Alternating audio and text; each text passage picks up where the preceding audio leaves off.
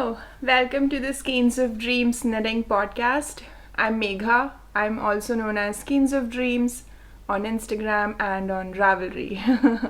And I usually come here to blabber all about my making journey with all of you. Today is a jam-packed knitting episode. Thank you so much if you're a new and if you're a returning viewer for checking out my video.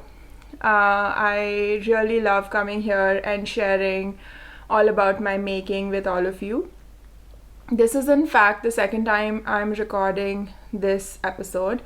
The first time I did, there were a bunch of audio issues, and I was going on and on and on about like weird details about things that I just didn't really need to put in there. So I feel like I got all of that out of my system, and hopefully this will be a less tangential blabber and more like, good discussion about all my knitting. Yeah, I have a lot of finished objects to share with you. I know in my last episode I talked about quilting and crochet and knitting, but this episode is full of knitting stuff, like also just general life stuff. Biljit and I went on a vacation to the Acadia National Park in the state of Maine, and we had a beautiful, wonderful trip. We were there for about like the entire trip, including the travel, was like a week, and it was exactly what we needed. It was the perfect getaway. We did a lot of hiking. I did a lot of knitting. So you might have already seen in the intro, but like at the end of the video as well, I'll put some videos and pictures of our trip. And yeah, so that has been the most recent fun thing that has happened. So I thought I'll talk a little bit about that. Not too much. I mean, it wasn't like we did a lot. It was mostly hiking, and then we ate a lot of good food, and we took a lot of rest. I mean, it's always nice to be away from your house, because then you don't have any household chores to do. So it's an actual relaxation. However, as soon as we came back, we had everything else, everything to take care of, what we didn't do for a week, and then some more. So sorry, I ended up changing the camera a little bit. I hope it's not too weird. But yeah, so as I was saying, our trip was amazing. I did a lot of knitting. It was very relaxing, and then we came back this week, like midweek, and now back to work, back to chores, back to the cats though, so that's good. We usually get cat sitters to come and take care of the cats while we're away, and we love our cat sitters. They're amazing, and the cats are always quite happy. They do get clingy after we come back, but that's expected because they are usually alone all day long, and the cat sitters come and spend like an hour with them, half hour in the morning, half hour in the evening, and then like feed them and everything. So yeah, so that is everything that has happened. All right, I should get right into the knitting. So I have a lot of finished objects, the first one of which is actually the baby blanket that I was crocheting. For the last 3 months, I have been working on a set of baby blankets, and I have spoken about it at length in my previous episodes. I feel like I don't want to talk about it all over again, but I was basically making gift blankets for my neighbor, and I finished them and I gifted it to her, and she is actually, I made them for her brother, for my neighbor's brother, so she has also gifted it to her brother, and they turned out very, very beautifully. The only thing I didn't do is actually like take a picture of both the blankets together. The moment I finished them, I was really excited to just get them done with, and I washed and dried them, and usually after I do that with gift knits, I just like lay them out on a drying rack in my bedroom where the cats are not allowed, and I don't handle the blankets or the gifts too much myself, because I am probably 50% cat hair myself. So I didn't want to contaminate the gifts any further, so I just I gave it to my neighbor as soon as possible. I sewed some cute little tags on them and I gifted them. So that's done, and I will try and put as many pictures I might already have, but whatever pictures I have, I will share that with you. The crochet blanket was just like a single crochet blanket using all the colors that were already used in the first blanket. So it's the same colors and just two different type of blankets. So that's done and dusted, and I feel like I spent like 3 months this summer just working on the baby blankets, but I thoroughly enjoyed it. I did them as part of my 30 minutes in the morning, just knitting on them, so that was nice. I am sorry if you can hear some gardening going on outside. Baljit's actually hedge trimming, I think. Sorry about that noise if you can hear it. But yeah, that was, I guess, finished object number 1, and let's move on to the second finished object. So in order of finishing, my second finished object is my beautiful ranunculus. I am so pleased with this make. It is stunning and it is so drapey, and that's because this is holding 2 beautiful yarns together, one of which was actually gifted to me. So Smita of Your Next Knit, which is a Canadian yarn store, kindly sent me some BC Garn soft silk in this copper color, and I held it together with this mohair from Stash.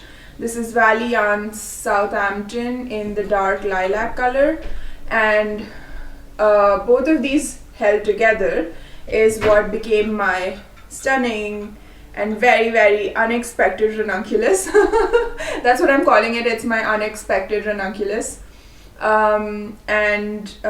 Basically what happened was, and I have mentioned this as well, I feel like I'm just like repeating myself, and this is what happens if I don't record like regularly. But if you have not heard me say this before, I got this color, I picked this color myself. It seemed too close to my skin tone. I couldn't think of what to make with it, and I usually like brighter garments, and even if I was to make a shawl, I want my shawls to be like an accent piece on my outfits. So whatever, I finally decided to hold it together with this blue lilac mohair, and I am extremely pleased with what came out of it. The stitches are a bit thick and thin, also because you're using a large needle, so it's not like tight gauge or anything, but it works perfectly for a lightweight ranunculus like this. I follow the ranunculus recipe the same every time. I cast on, I think I have all my notes because this is the 4th one I've made, and I cast on always the same number of stitches. This time actually I did a rib on it. Like I usually don't even do like the twisted rib. This time I did like a little bit of rib, I did the yoke, and then I think I do like 7 raglan increases before I split for sleeves. I did want to make it longer, like the sleeves longer, but I was only left with this much mohair. So anyway, I figured that this sleeve length would be nice. It's actually longer than just short sleeves. It comes down to my elbow, and I kind of like that, so I can wear it in the transition seasons. So yeah, so that is my ranunculus, and I am so happy, so pleased with how it has turned out. I will definitely be taking this with me to Rhinebeck next month, so one of the days I'll end up wearing my ranunculus. Alright, that was my finished object number 2. I will put all the links in the description box below as usual. You can always reach out to me if you have any questions or if you can't access Ravelry, and I will try and answer your questions as I get them. Alright, my next finished object is actually a massive finished object. Now this one, it has been a labor of love. It has also been like a frustrating project for multiple reasons, mostly all my fault. Nothing at all to do with the pattern. The pattern is beautiful, as all of Jen's patterns are. And I'm talking about my Pluses sweater. This is a test knit I did for Jennifer Parasini, who's a friend of mine, lives in Pittsburgh. She's a designer and designs beautiful garments. And I finished my Pluses sweater, and here it is in all its glory. This is done and dusted, and it is pretty spectacular, if I may say so myself. I'm holding it the wrong back. Oh wow, I think the cats got to it also. Yeah, they tend to like pull at some stitches sometimes. But yeah, this is my Pluses sweater, and it has been a labor of love. The frustration I was talking about is one of the major things with this one for me was it is a bottom-up sweater. So I've knit top-down and bottom-up sweaters, but I feel like when I knit top-down sweaters, the last thing left to do, and for my size I have to make big sweaters, so they're like long projects, but the last thing left to do in a top-down sweater are just sleeves or stockinette of the body and ribbing. And there's not a lot of care and attention required for that. Last thing left to do on a bottom-up sweater is actually something that is visible the most, which is like your neckline and your yoke and all of that. So because of the contrast between the colors I picked colors with very high contrast. The decreases, I was not enjoying them, and a lot of us had a similar feedback, and so Jen has actually incorporated this in the pattern. Is initially Jen asked us to do all the decreases in whichever color is coming your way. Like if your last stitch is going to be a contrast color stitch, you do the decrease in the contrast color. But visually, for the high contrast between the two colors, I was not enjoying the decrease stitches in the contrast color. So I ripped the yoke back multiple times and did all my decreases, all the raglan decreases in the main color. So they give like this neat look. However, one or two stitches have, it's just because the way you do SSK and knit two together, the blue is peaking, and I am planning to do duplicate stitching and fixing that error. The other thing I had done was I didn't always do these partial motifs near the decreases, and when I didn't do the partial motifs, it left like a lot of gap, and I'll show you because my first sleeve is actually like that. So in the sleeves, at the bottom of the sleeves where you're doing like the increases, basically, you're doing partial colorwork motifs. And if you skip the colorwork motifs, this is what happens. It leaves big gaps in the main color. And I don't like how it looks finally, right? Like this is a lot of gaps it has left because I have chosen not to do the partial motifs. And there was a whole thing with the sleeves as well. Like I was catching my floats. I didn't like how that looked, so I switched my technique to ladder back jacquard. And I actually, a couple episodes ago, I talked about ladder back jacquard as well, and I showed the way I did it. So I had already knit the sleeve twice, and then by the time I realized that there were these gaps, I didn't want to like re-knit the sleeve like the third time. So I left it. But the second sleeve is a little better because I did the partial motifs in the second sleeve. And then there are still gaps, but this is just the way the pattern goes, like, because there's like a lot of distance between the pluses. So this is okay, much better than the first one. I'm sorry, like there's a lot of like gardening going on, and I feel like this has become a knitting podcast thing where exactly when you sit down to record your podcast, there is some sort of gardening activity. So I'm just going to try and ignore that. But anyway, so that's what happened, and there are gaps in the sleeve, but I'm going to try and do duplicate stitching and kind of like fix this. Though when I'm wearing the sweater, you can't really see it because it's like under my arm, right? Like unless I'm like raising my arm in front of your face, which I don't think I will. So that's that. But anyway, so that is like multiple times I had to rip it out and re-knit. And I guess that's one of the good things about knitting, is that is possible. I feel like when I make mistakes in sewing, that's something I can't really fix very easily. But knitting, there's always ripping back. So anyway, all that to say, my sweater is done and it's beautiful. And it fits me really well. Now the one thing did happen was my gauge was a little weird. I had swatched and everything, but I think on average my gauge turned out to be a bit smaller than intended. And I feel like it wasn't the needle, because my floats my floats are like pretty good and there is no like tightness in the color work. I think it's like just a matter of the yarn choice and the needle sizes, because I knit this on US 5, and if I had knit it on US 6, which I also swatched with, it would have turned out a lot bigger.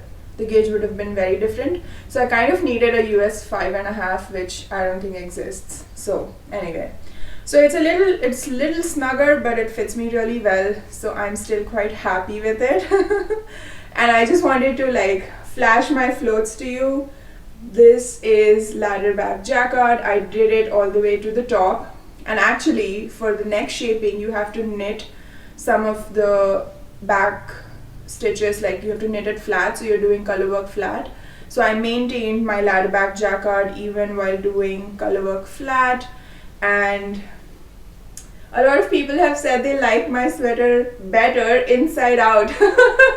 I really like the effect it has created. I feel like, every time I feel a little frustrated with how the front of the sweater was looking, I would turn it around and be like, oh, look how pretty, all my ladders are so neat and everything. So I'm super pleased with how this technique worked out.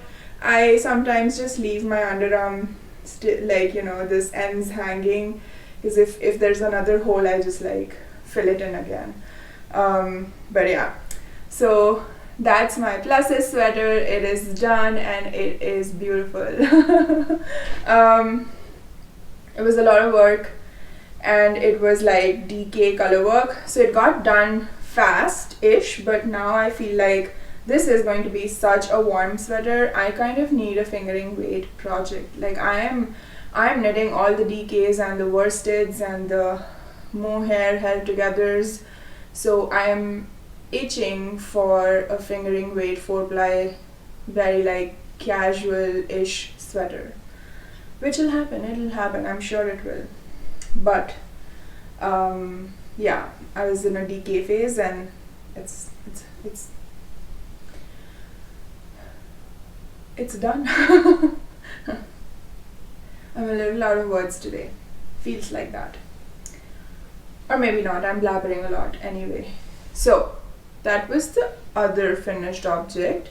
Then I have a very impromptu tiny finished object that I will show you next. I was trying to decide what projects to take with me on the trip, and initially we were going to drive to Maine, which would be a 14-hour drive, and we had set aside a day each for getting there and for coming back. But last minute, I think we were exhausted with work and everything else that was going on, and we decided that we just book flights and we'd fly to Maine. So while that is good because we didn't have to drive as much, I was in a dilemma about what to take for knitting projects, because I mean, on a flight you have lesser like flexibility, right? So half hour before we left, I'm like scrambling and like trying to find everything that I may have missed, and it just struck me that I know exactly what project I should take along with me. And I decided to take a single skein of 4-ply yarn, basically to make a pair of fingerless mitts. Now this is how my brain works. I love fingerless mitts, and my hands are like extremely cold from October till April. Like I don't know what it is, but my hands are always freezing. And I love and need fingerless mitts. But in between all my massive sweaters, I have not found time in the last 2 years to finish a pair of fingerless mitts. Like, how is this even possible? I have no idea, but this is how my brain works. This is what happens in my head. And for some reason, like the last pair I made successfully, I promptly lost it on a hike in the Smoky Mountains, which was 2 years ago. And since then, I have not finished a pair of fingerless mitts. I have like this really old and ratty pair from like 5 or 6 years ago that I end up using, and I like live by those pairs. Like I need them if there has been one of the days where I forgot it at home, started driving, drove 20 minutes, then drove back to pick up my mitts and then drive to work. Like that's how much I need them throughout the day. Sometimes even indoors in my office, like it's so chilly and my hands are so freezing. So anyway, that aside, I decided I needed a pair of fingerless mitts, and this would be the perfect time to take them because we were going to be in Maine for a week and I would have enough time to finish a pair of mitts.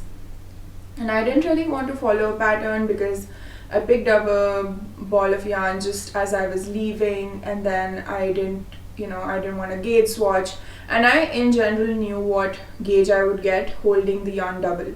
So the yarn I ended up taking is actually Sonder yarn 4-ply, Sunday morning 4-ply, and I ended up finishing a very, very cute pair of fingerless mitts. And I kind of self-drafted this. I just knew that 40 stitches would work for me. I think my gauge would be around 20 stitches and 4 inches. So I figured 40 stitch cast on, and I think it's 20. I have not measured my gauge, but I figured 40 stitches on US 4 needles would work. And I cast them on and I did my own thing. I did like ribbing for 20 rounds, and then I started the stockinette portion, and then I decided that I wanted some interest in it, so I just picked up like this very basic 2x2 cable pattern, and I ended up doing 2 repeats of the 2x2 cable, and this worked out very, very well. I'm very happy with this, and I was like, why was I making this out to be such a big deal? In my head, like it's such a simple and quick project. Like I finished one mitt in like 2 days. And then not even being worked on exclusively, I was working on other projects and I finished it in 2 days because it was so easy, and it was DK.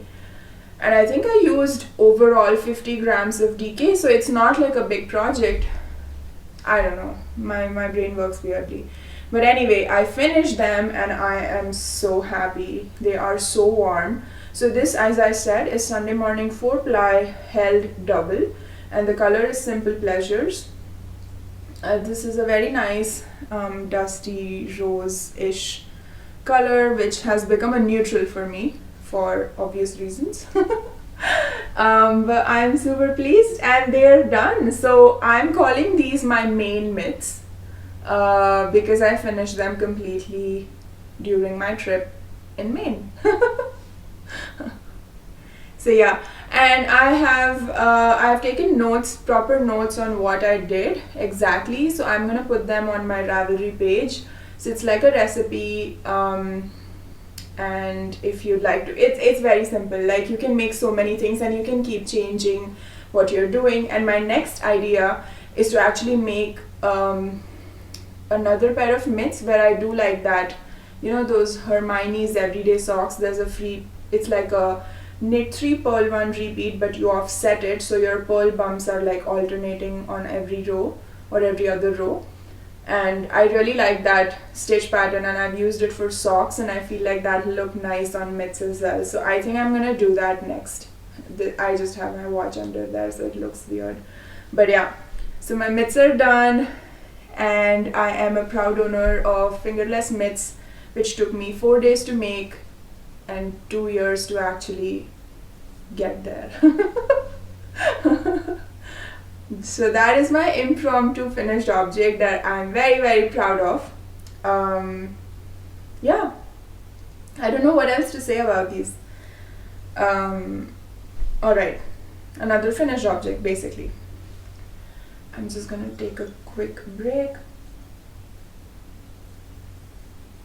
I just have some sparkling water in here because I knew I'd be talking a lot. I needed a beverage with me. It's been very warm here. There's almost a heat wave going on everywhere in the world, I feel like. Similar in Pittsburgh, so I'm just wearing a t-shirt today, no knits to display, and all my summer knits, which I've been wearing quite a bit, are in need of a wash, and I haven't gotten to that, so that's that. Alright, shall we start the whip parade? Because I have a lot of works in progress to talk about. We'll start with the smallest one. So another project I took with me on the trip to Maine was a sock project, and I had socks on the needles already, and they were like a flat rib sock, so 3x1 rib sock, and for some reason that was not vanilla enough for me. I just was not feeling the 3x1 rib anymore, and I wanted a simple stockinette pretty sock project. So I started one. I have actually, this is just the first one I'm doing. I did a fish lips kiss heel, and I'm using the Cozy Knitter Bliss base. The Cozy Knitter is a Canadian sock yarn dyer, I believe, and she has the most wonderful self-striping yarn collection ever. And I love the Bliss base. I think it's an 80-20 base. 80-20 is my favorite sock base because I'm a loose knitter, and 80-20 is a bit thicker than the 75-25 base.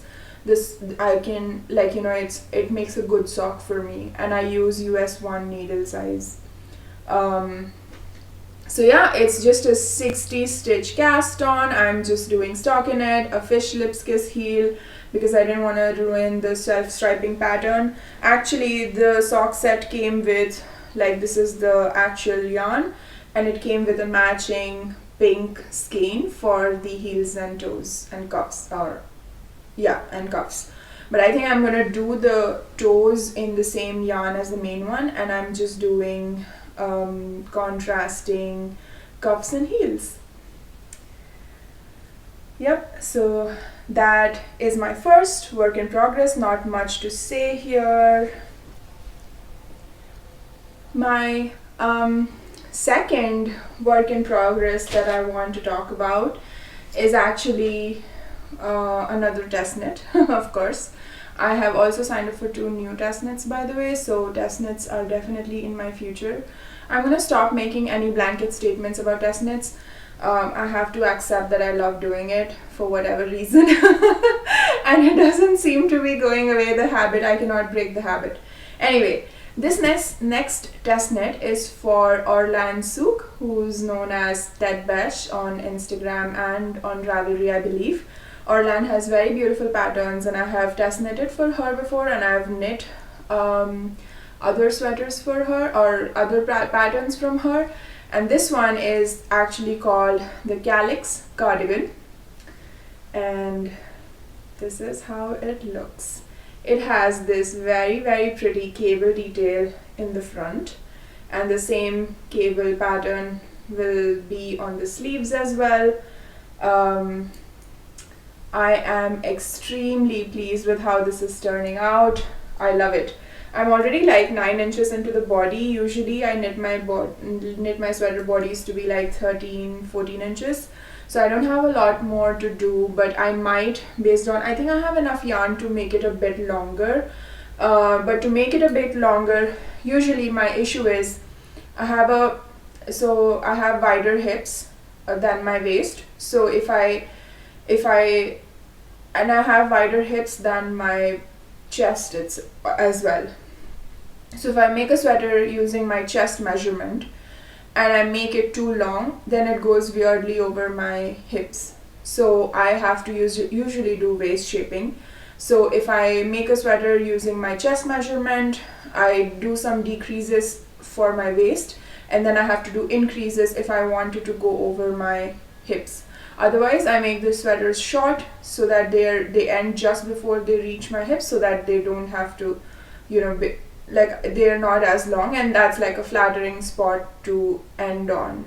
because if you end at your widest part of your body, like around your hips, it usually looks kind of odd, and it accentuates that portion, so it doesn't really look very flattering. So I'm trying to decide what length I want the sweater. I might not end up making it too long, because if I make it too long, and because I'm so tall, I'll have to make it all the way to my thighs, which I think will be a bit much, and I don't have that much yarn.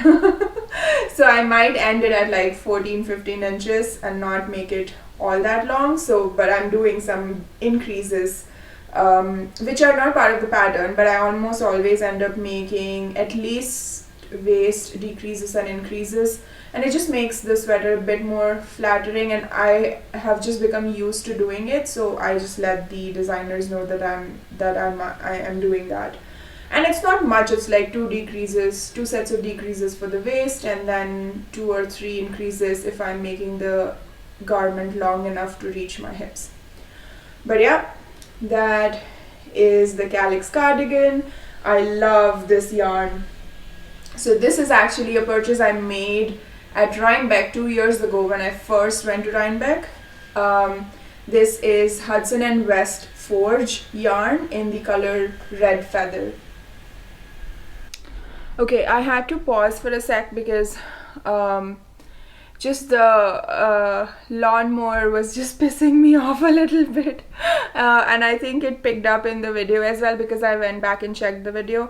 So I'm gonna try and remove the background noise, and hopefully you don't have any issues with the audio, because this is the second time I'm recording this, and the first time I had audio issues as well. And there it goes again. I really don't know what to do about this now. So anyways, that was my calyx cardigan, and I'm trying to get it done as soon as possible. I think I'll be done with the body this weekend, and then it'll be sleeves, and sleeves get done faster. This is also like worsted weight yarn. So the stitch gauge, like the gauge is 18 stitches, so it is definitely flying off my needles. Alright, so that was one work in progress. And then my next project is actually called Everyone's Making a Tolsta, so I want to make one as well. So of course you know about Rebecca, who is the Creabea, and all her beautiful patterns. So one of her very popular patterns is the Tolsta Tee, which everyone made during the summer, but for some reason I just did not, in between everything, and I couldn't figure out the yarn, and I really wanted to make it, but the yarn was becoming an issue. So one day I just came and spent some time in my craft room, looked at all the yarns I had, and then it struck me finally what I should use for this. So I picked up this beautiful colorway from the Wandering Flock. She is an amazing dyer, Geraldine, and this is her electric orchid color on her singles base and the mohair base. And I absolutely love this color. It's very pretty, and I had just enough. I didn't have enough for like a whole sweater. Like I bought 2 skeins each of the fingering base and the mohair, and I think that's a tad bit under what I need for a full sweater. I at least need 3 skeins of fingering for a full sweater. So anyway, I realized that I should make a short sleeve sweater out of this, and I started my Tolsta Tee, and this is so spectacular. I am so pleased with it. I actually split for the body and sleeves, and I have just about knit like an inch or so on the body, and it is going super well. I'm doing eyelets. That's one of the mods that I picked. Of course, Rebecca's Patterns provides a lot of modification ideas, and I picked the eyelet mod, and I'm doing my eyelets every 18 rows. I didn't want them too close together, and so I decided that I would do them a little farther apart, and I am very pleased with this actually. Like I love this color on me, and Geraldine's yarn, like the Wandering Flock yarn, is like butter on your needles. It is so beautiful to knit with, especially the singles base is one of my favorites, and actually I like the mohair also quite a bit. So the singles base, I'm actually I have an unfinished shawl in this base using just like the singles yarn, and it's the Garter Goodness by Stephen West, and I kind of want to finish that shawl before this year ends. I know some podcasters have been talking about what is the one project you would like before the year ends, and of course I'd like a lot of projects before the year ends, but I think that shawl is my one like thing that I absolutely want to finish, because I'm almost like 60% of the way done. I just have a little more to go, and it's just something with me and shawls, it never sticks. But I love massive shawls, but I get bored towards the end of a massive shawl. That's my problem. I can't wear a small shawl. My neck is actually quite warm. Like, I don't need to be protected around my neck, so small shawls don't make sense for me. But my shoulders and arms are always cold, so I need a massive shawl to kind of drape over my shoulders. And then when I start them, I'm all gung-ho about it, but by the time I get towards the end and I have over, I don't know, a million stitches on my needles, I don't want to knit on them anymore. That is my life with shawls. Anyway, why am I talking about shawls? I was talking about the Tolsta Tee. So I'm knitting the Tolsta Tee and it is going really well, and I'm on the body and I should be done soonish because this is like on large needles, and I'm almost done with my first skein of fingering. So yeah, so this will be a nice sweater, actually a nice t-shirt to wear even during Rhinebeck, because I feel like next month it's not gonna be as cold to wear like massive sweaters. So I'm gonna take some of my massive sweaters, but I'm gonna take these lighter sweaters and t-shirts as well, so I can like last minute change my plans depending on how the weather is. So yep, so that's another work in progress. I don't think I have anything else to say about this. All right, so let's talk about another test knit. So as always, this is another Rebecca pattern. Of course, Rebecca is like coming out with all these beautiful patterns, and I was like, what were we doing before you started designing? Like, what were we even knitting on? I have no idea. I have no memory.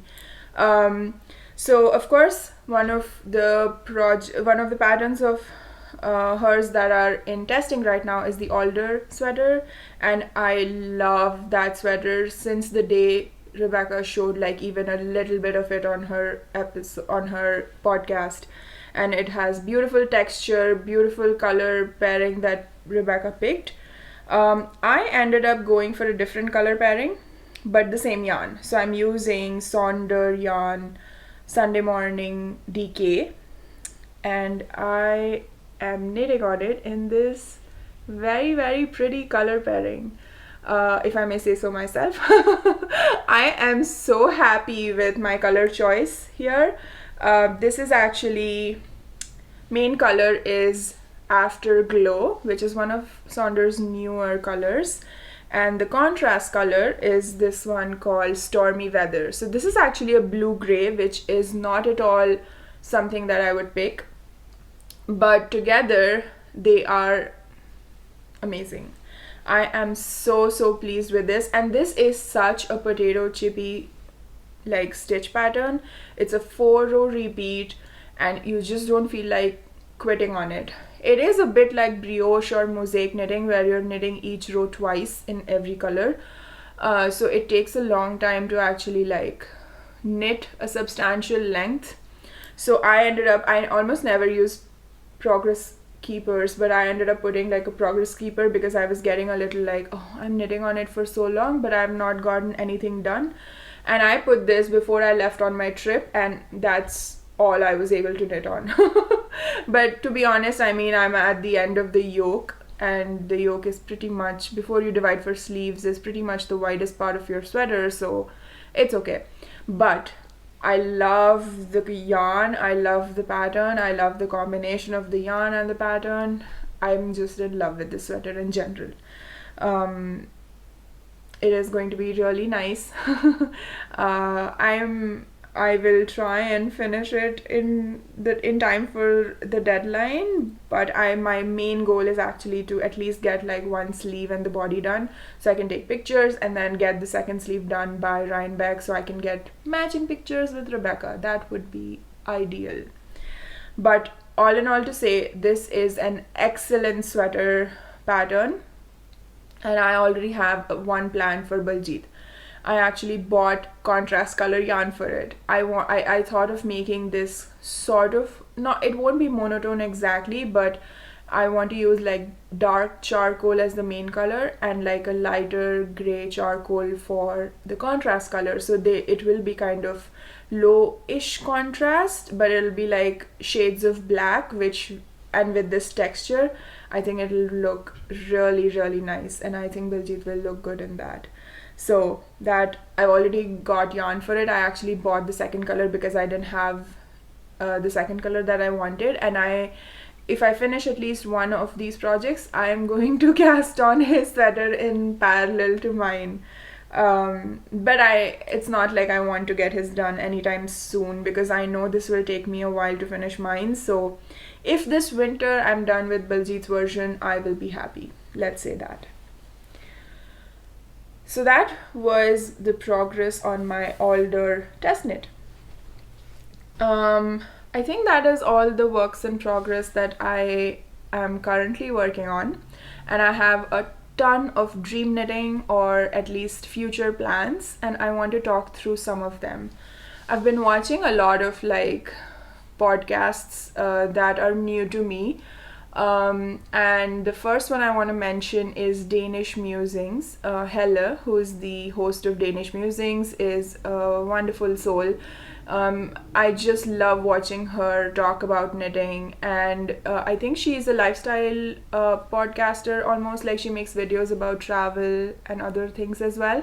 I haven't watched any of her other travel videos, but I have watched her knitting videos, all of them. I binged watched them, and Helle makes beautiful, very cozy looking garments, and I feel like for some reason everything I've knit already does not look as cozy as other people's sweaters. I don't know why that is, or other new patterns that are coming out. I mean, I'm sure that's not true, like I'm just talking nonsense, but her sweaters look so cozy, so beautiful. And funnily enough, the one that I got inspired on is not exactly like a cozy oversized sweater, but she was talking about the Pink Velvet Sweater by Andrea Mowry. Now this is people have made so many, I think there are like 1400 projects on Ravelry. So I have seen a lot of pink velvet sweaters, but for some reason this color combination from my stash didn't strike me until I saw Helle's episode. And hers was like this really bright hot pink contrast and like a gray main color.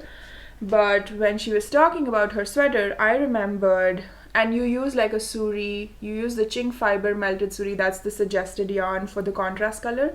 And I remembered this beautiful, stunning skein of, I have actually two, of chink fiber melted baby suri in my stash. And I have two of these.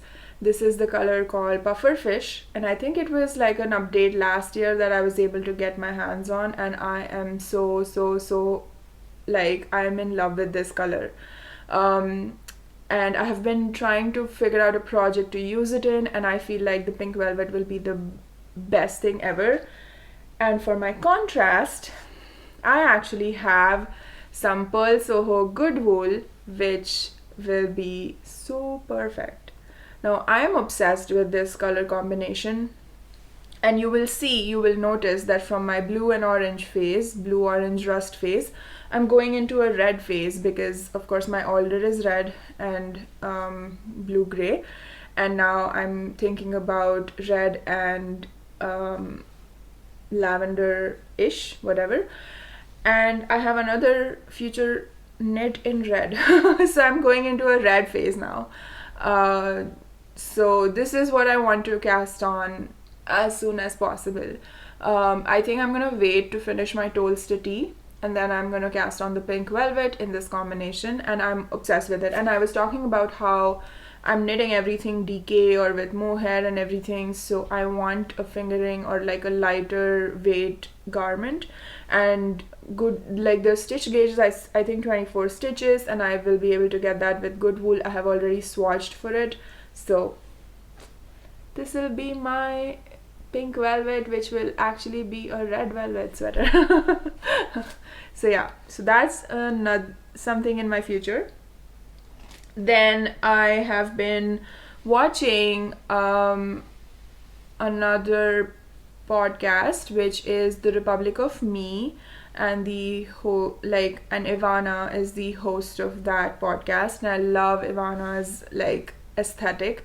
Her videos are so beautiful, and her sweaters are stunning. Like, she's been making these raglan sweaters, single color, just like turtleneck raglans, very simple. She even has like the recipe of she calls it the in and out raglan, and she has the recipe of those raglan sweaters on her blog.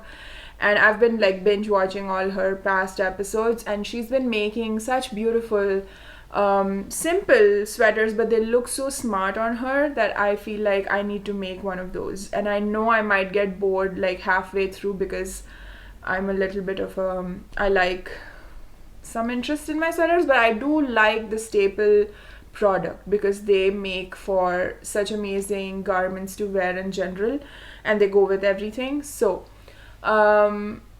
based on because I've been watching so much of Ivana's podcast, and I have a lot of Holst super soft cones in my stash that actually kept on top of this cabinet, and I'm not gonna show you that because it's a mess up there. There's just more yarn up there.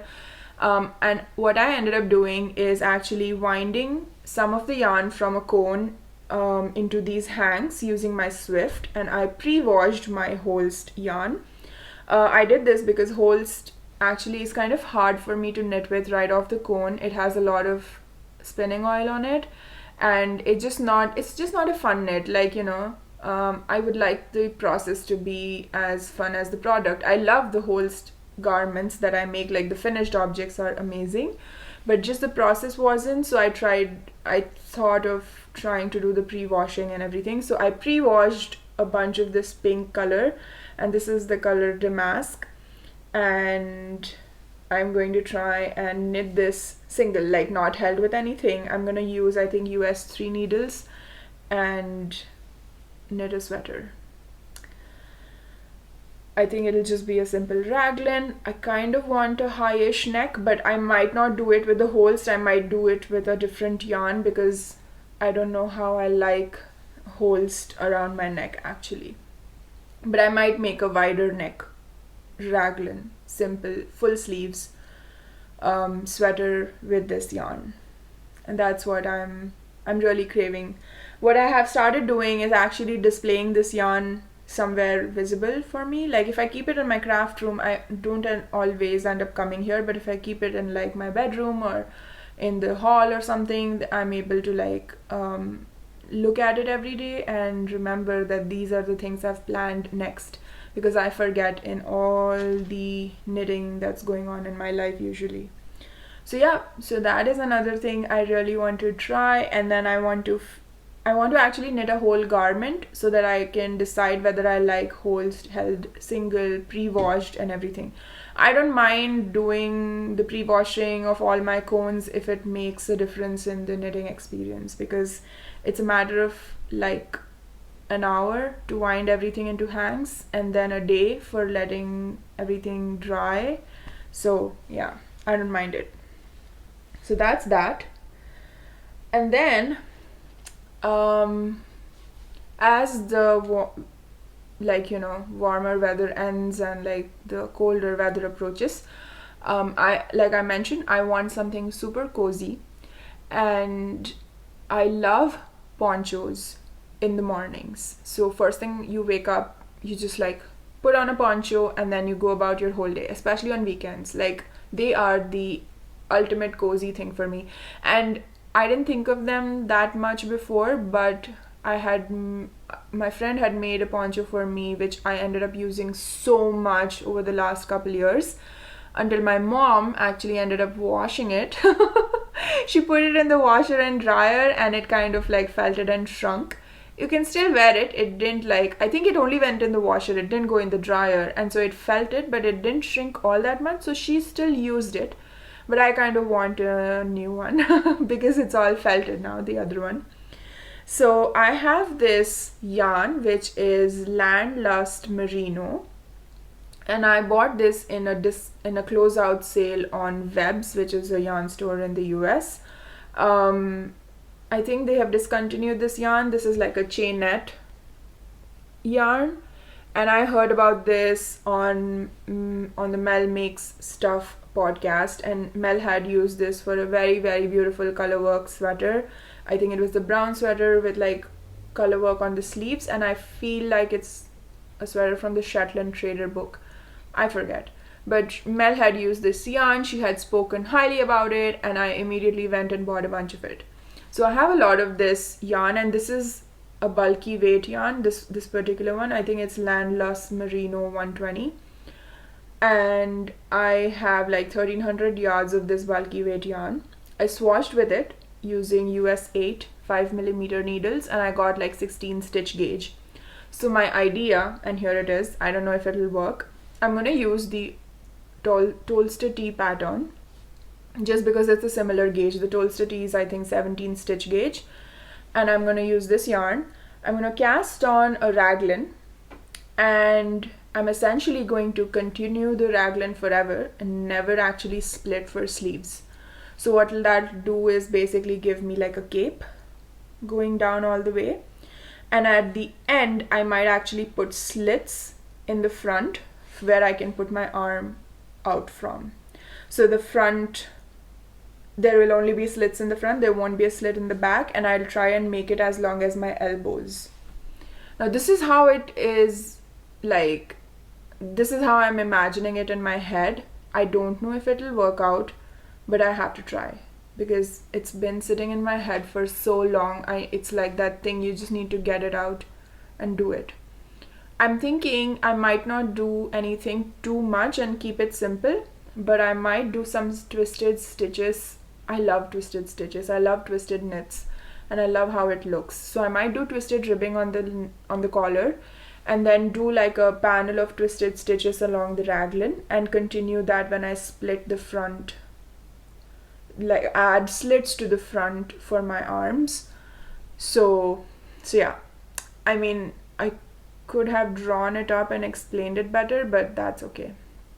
I'm gonna cast it on at some point. I need to finish 2 projects to cast on, like 2 projects, but anyway, it's gonna happen. I've already swatched for it. The yarn is sitting in my like work area, and I am constantly thinking about it because I need a poncho, and I kind of want to finish it before Rhinebeck so that I can wear it not to Rhinebeck, but like that weekend when we are like in our Airbnb and all of that. I'm imagining Rhinebeck to be like this cozy wintry thing, but it might not be. It might be really warm, and I would not be able to use a bulky weight poncho, but one can dream. And if you know me, you know I'm going to keep planning my future projects. I think all of us are like that, right? Like if you're into knitting, you just can't stop. So that's another thing in my future. Apart from this, by the way, I've signed up for 2 new test knits, which I'm not going to talk about because I don't have the yarn to show, or I haven't started them, but they're due in like November and one is in December, so they're gonna happen. And along with that, I'm gonna try and make some of these things happen. The other thing I have been thinking about is actually this yarn.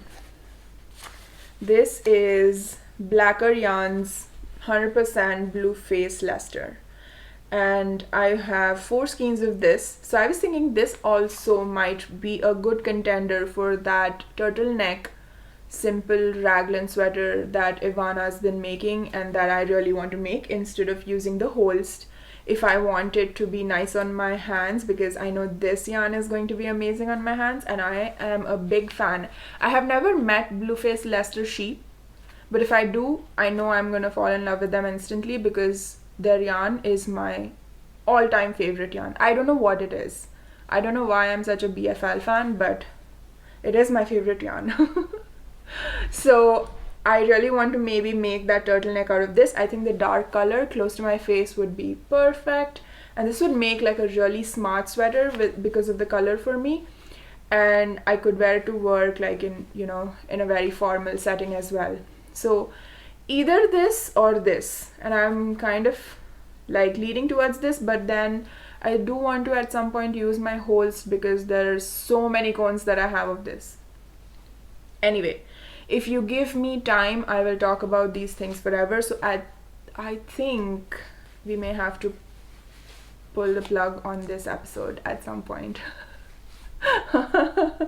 Alright, so I am pretty sure this is a long one. I spoke about a lot of knitting. I spoke about a lot of future plans. I hope you enjoyed everything. I will leave you with some footage from our trip to the Acadia National Park. And I hope to record, once I have a few things done, I'll record again. But if you'd like to be updated when I post a video, please consider subscribing and hitting the bell notification icon, whatever. But if you like the video, please consider liking it as well, hitting the like button. Thank you so much for all your lovely messages, for all your support. Do leave a comment, tell me what you're knitting on, tell me what your future plans are. I always love to get ideas from all of you.